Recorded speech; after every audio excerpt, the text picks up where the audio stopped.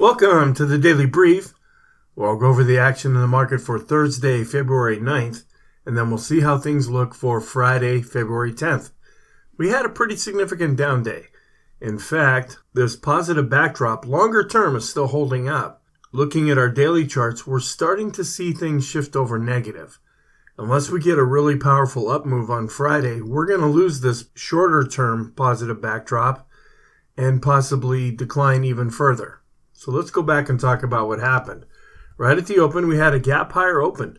The futures were up anywhere from 0.75% to a full percent before the market even opened, and that produced the gap higher. We did open above R1 at 41.46, and then prices set the high right at the open. We ended up going down from that point forward. As the day went on, prices declined down to the daily pivot at 41.29. Then we dropped below the unchanged level. They continued to decline down below S1 at 41.01, and that was kind of critical.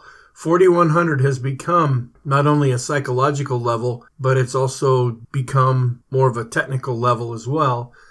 Then we went down to S2 at 4084. We went a little bit below that, and we ended up bouncing back up a little just to close a bit below S2. We were down 0.88% on the day, and volume was just barely above average. Overall, we're seeing volume start to taper off, and even though Thursday's session did have above average volume, it's still not real strong volume. That can be taken as positive. We've been declining lately on decreasing volume. The technicals, they're still positive right now, but we need to have some really strong buying come in to keep this positive backdrop. If not, we're turning much more negative. The markets continue to be fixated on this inflation and interest rate scenario. We're still in the middle of earnings season, and that's more on a company-by-company basis. We will get some Fed speak on Friday that I'll talk about later, and we're still dealing with this debt ceiling issue that's not really getting resolved. Here's the intraday chart showing how we gapped up right above R1. We set the high for the day and then spent the rest of the day just going down below the pivot, down below the unchanged level. This did not really act as support. We just blew right through the unchanged level and went negative. Tried to find some different areas to build a base, but that wasn't happening. We just saw more weakness down below S1, finally down below S2, and then bouncing up a little bit going into the close. So what are some comments that we can make? The S&P fell below 4,100, as I mentioned. Large cap growth held up a bit better than value, so that's somewhat positive. They were both down, but growth was down less. In yesterday's video, I pointed out where growth was down more than value. We just saw them trade places on Thursday. I did bring this up yesterday. Is weakness sneaking in? Well, as of right now, it's already snuck in. Is it going to set up camp and really start to drive prices even lower?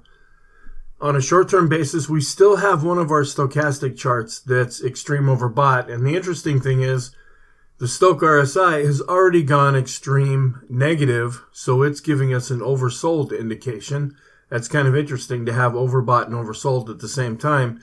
We still have all of our yield curves, which remain inverted. Sentiment is still positive. We dropped back down from 74. Now we're giving a reading of 72. I'll go over the economic report. There was only one in Thursday's session. On the next slide, our trend is still positive. The green line's on top, but it's declining. The ADX, however, continues to go up. But if we see some more weakness, we're going to see that ADX likely turn down.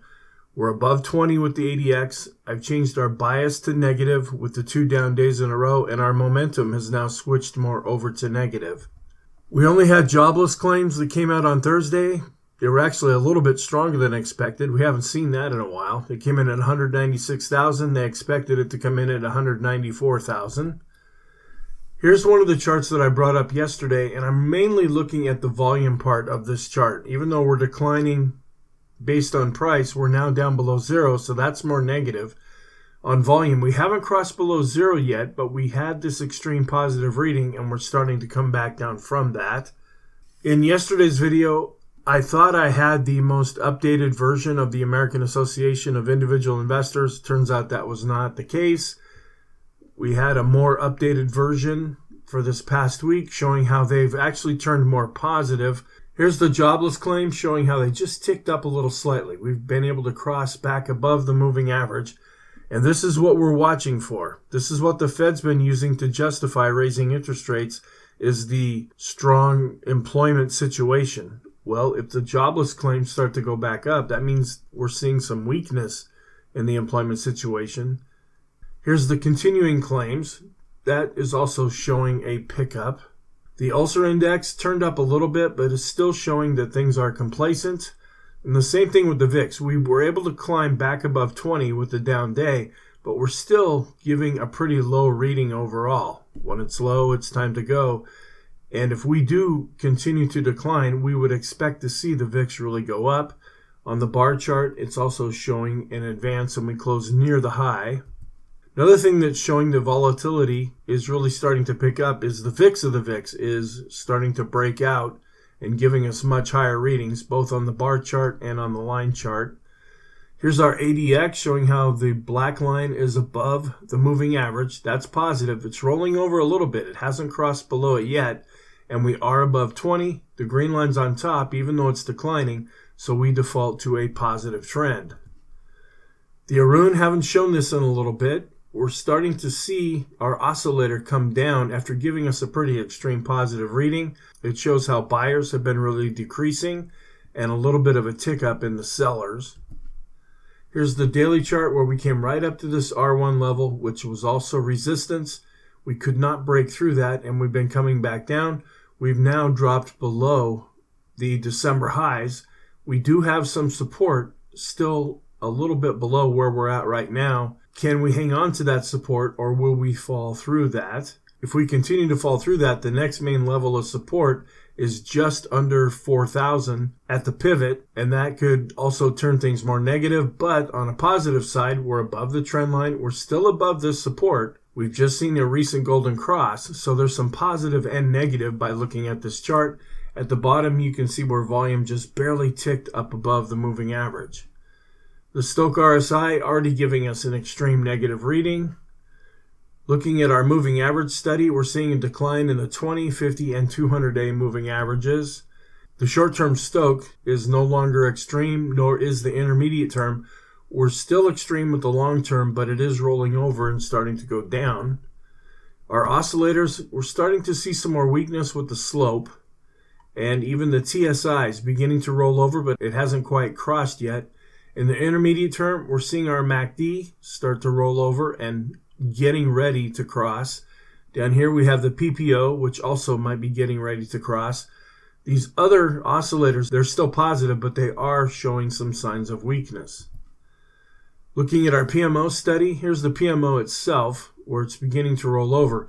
But based on price and volume, we have already rolled over. So sometimes this gives us a lead as to what the PMO will do, and this is triggering a signal currently. Here's our other PMO study showing that those PMOs that are rising continues to decline.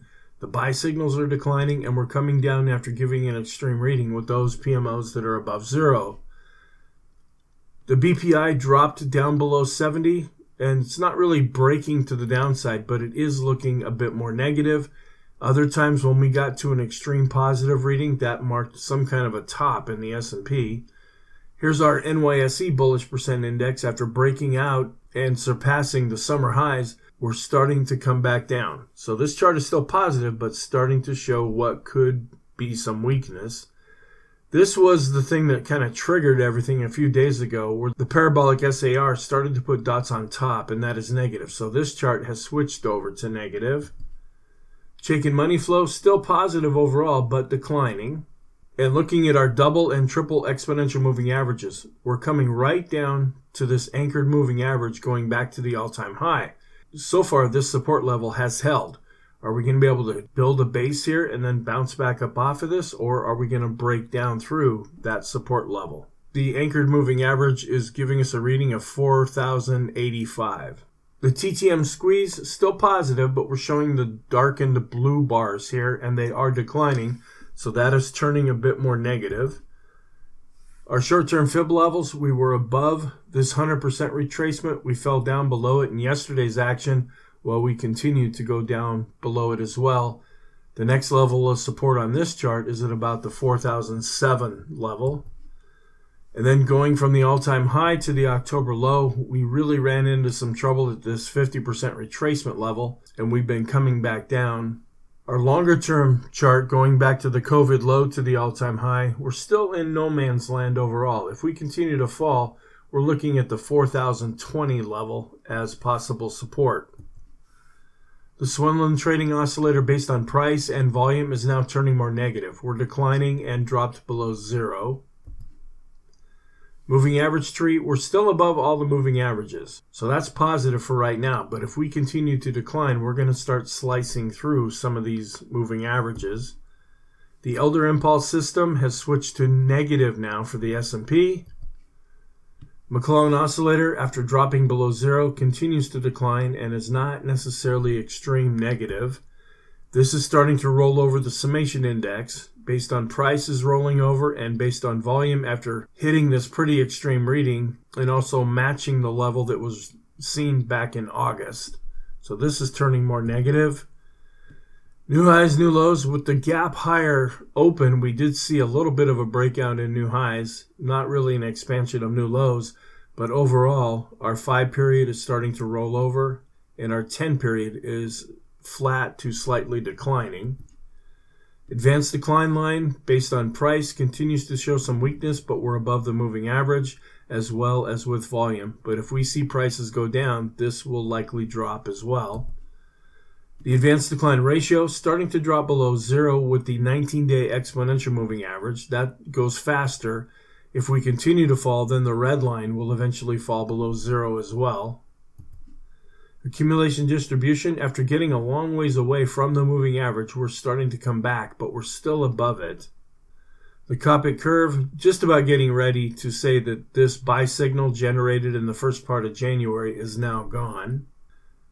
And as I mentioned earlier, volume is starting to taper off a bit. Even though we were slightly above average, we're still declining overall, and the histogram continues to decline.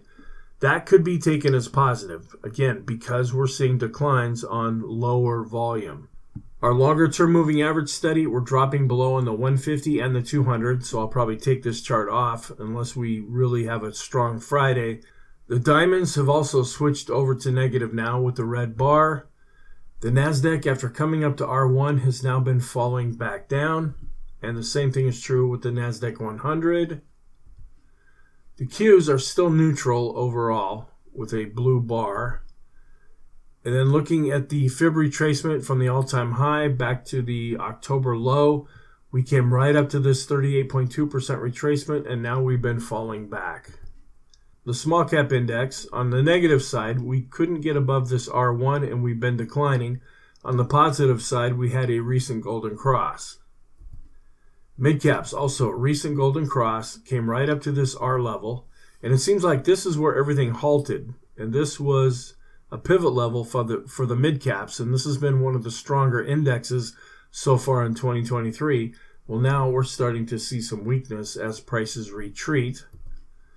The home builders still going pretty much hand in hand with the S&P. We've been seeing a decline in the S&P, so we've been seeing a decline in the home builders.